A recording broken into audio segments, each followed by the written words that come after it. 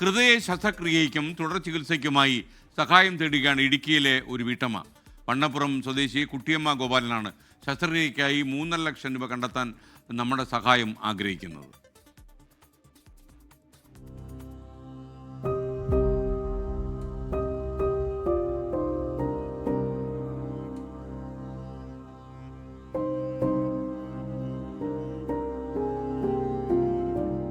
മൂന്ന് വർഷമായി ഹൃദ്രോഗിയാണ് കുട്ടിയമ്മ. ഭർത്താവ് 1.5 വർഷം മുമ്പ് മരിച്ചു. ഹോട്ടൽ ജോലി ചെയ്യുന്ന മകനാണ് ഏക ആശ്രയം. കോട്ടയം മെഡിക്കൽ കോളേജിലാണ് ചികിത്സ. ആൻജിയോഗ്രാം ഉൾപ്പെടെ നേരത്തെ ചെയ്തിരുന്നു.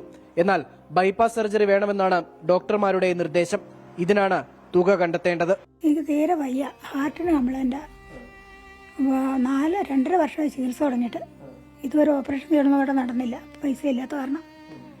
അത് കാരണം ഇപ്പോൾ തീരെ ആവശ്യം ഒരു മകനേ ഉള്ളൂ. ഹസ്ബൻഡ് മരിച്ചിട്ട് 1.5 വർഷമായി.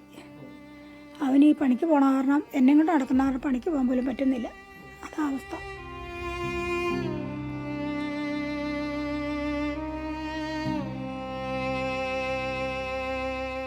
ആരോഗ്യ ഇൻഷുറൻസ് കാർഡ് ഉണ്ടെങ്കിലും ബൈപ്പാസ് സർജറിക്ക് ഇത് വിനിയോഗിക്കാൻ കഴിയില്ല എന്നാണ് പറയുന്നത്.